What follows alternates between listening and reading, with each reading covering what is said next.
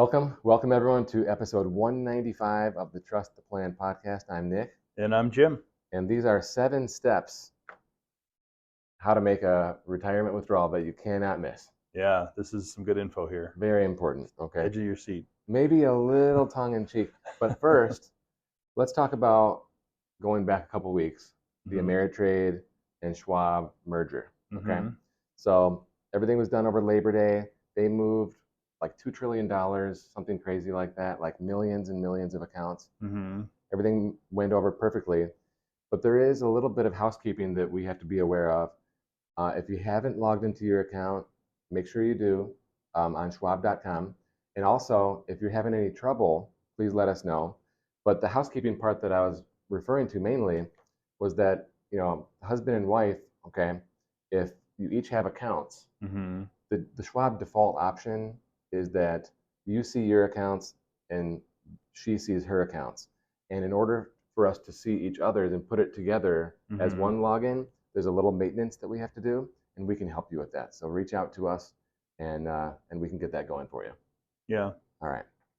So Jim, I know that you fell for the clickbait here, right? I did. It was an article about 7 steps for making retirement withdrawals, and I thought, well, I'm always interested to try to learn something new, hear other people's ideas. I want to see what they think about, any withdrawal strategies that might be worth exploring. So I clicked on it and read it. Maybe something, exciting that we never heard of before, right? We hadn't thought of, or a different way of doing something. Some continuing education, Yeah, for sure. So, this is a classic Yahoo Finance article compared to a Wall Street Journal type article, okay? Yeah. I'm telling you right now, this article would never make it to the Wall Street Journal paper, okay? It's just, it's clickbait, okay, is what it is, okay? It is. And I have a feeling, and by the way, it's from Dave Ramsey, and I like Dave, but I have a feeling that if he knew, because he's got a huge empire, okay? Yeah. He didn't write the article, but it's his business, right? Yeah. I feel like if he knew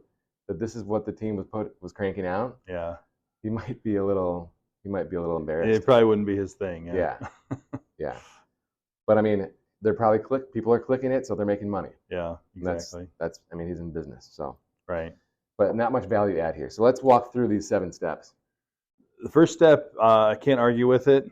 Work with a financial advisor. Of course, we think that's great advice and great opinion. So that was their first recommendation, is to reach out and consult with your financial advisor. And of course, they want to put you in touch with people that they can make a commission on. Yeah. Yep. Okay. Very true. Yeah. What about number 2? Number 2 was decide how you want to receive the money. Meaning, do you want it to come electronically to your bank, or do you want to get a check? No, I don't want a check. So you benefited from that statement to help clarify how you want to receive that money. It's kind of a given, I think. Right. The third step, contact your financial institution. Really? Right? So if you need the money from them, they're suggesting you call them. Wow. Yeah. Wow. Pretty good, huh? Some groundbreaking stuff so far, right? Yeah. Let's see. Moving on to step. Wait. Did I miss one? Wait. Oh, number 2. Yeah. After you've contacted the financial institution, you need to wait for the paperwork. We're already at step 4, guys. Yeah, we're halfway through, more than halfway through the list, right? Yeah. So we're on to waiting for the paperwork. What about 5? Did we miss 5? I hate to miss any groundbreaking. Maybe it didn't format right. Yeah. Actually, I remember 5, because when I read the article, number 5 was review the paperwork. So now you receive the paperwork. Now they suggest you review the paperwork. Now I'm hooked. Yep. Okay. Yep. Step 6 is sign the paperwork. And then step 7 is receive the money. Wow. Eagerly sit back and wait for that ACH to come in. So obviously, this is a tongue-in-cheek 7 steps from our point of view. Yeah. When we think about, first of all, let's just say, when a client of ours that needs money, okay, it's 1 step, okay? It's like, just get the money, right? Right. So anyway, we would always set up where you link your bank account and your Schwab account. So it's like on day 1, it's linked. So there's no decision about paper checks or ACH. ACH is 1 day, right? So there's not much waiting, okay? And the paperwork, we do all the paperwork digitally when you open your account, right? So you sign it on day 1, you never have to sign again. But it is interesting how we approach identity, right? So with all the identity theft and everything going on these days, we do want to speak with you. Just a quick verbal, okay? Get that confirmation. It's the know your customer rule. We're not going to take an email or a voicemail or a text saying, hey, I need money, okay? Because it might not be you, okay? Yeah. So we need that second touch. Yep, that's a good reminder. But what is it that we think about?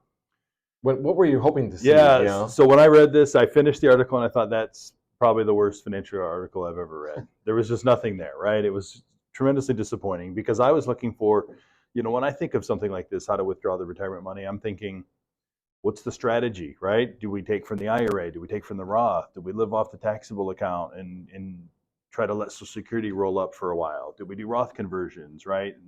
What's our plan for getting the money out? Do we need safe money? Should we still be aggressive, right? These are all things that we think about.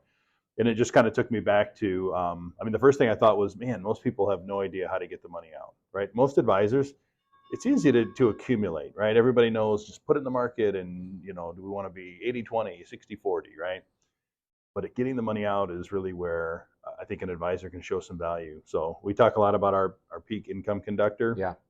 And that was, that's a strategy where, we kind of, some people call it the bucket strategy, where we come up with a way to get the money out efficiently and also taking market risk into consideration.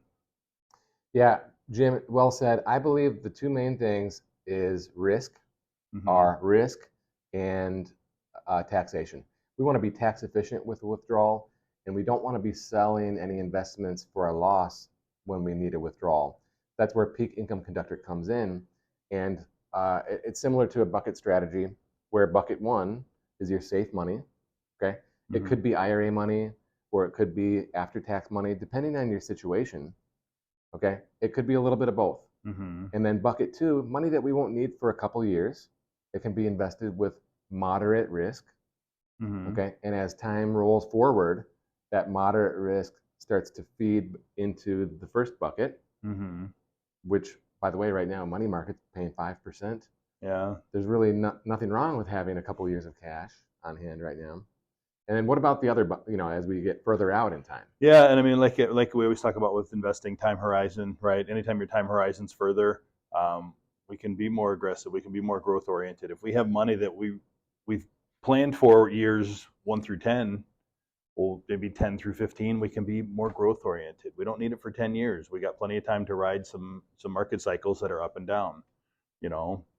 15, 20 years, same thing. And then the way our strategy works as well, we're looking beyond just planning for those current needs, but we're saying in some situations people haven't accumulated enough where we think there's a possibility that they won't ever need that money. So we term that a legacy bucket, right? So that's money that we can invest for the long term, right? Maybe for their kids or their grandkids. If it's money that they don't, we don't think they'll ever need to use based on the plan that we've put together for them. We can have a different mindset with how we want to invest and grow that money. Yeah, and so if it's money that you think that you'll never need, we can have an aggressive or at least a growth-oriented risk tolerance because we don't need it. We don't need to tap into it when the market's down. It's kind of like we're matching our assets with our liabilities. Yeah. Right? In the short term, we want to be safe with our assets if we have a short-term liability, and as we step further out on that time scale, we can be more growth or aggressively oriented. So that's kind of the story with peak income conductor. And it ties in also with the taxation, right? With tax efficiency. We want to take an IRA withdrawal if we're in the 12% bracket, right? Not necessarily if we're in the 37% bracket. And so that plays into it as well and how we set up the different time segmentation. Yeah, most people don't think about, don't realize that taxes is your biggest lifetime expense. So it's really important that we're being efficient with how we manage those withdrawals. Well said. So I think we could rewrite this article with 7 steps, probably less. Yeah. Which would involve none of the administrative tasks, but talking about strategy instead. Right.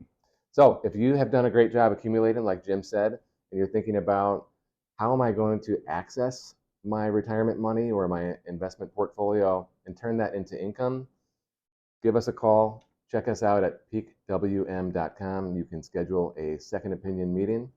We'd be happy to talk with you.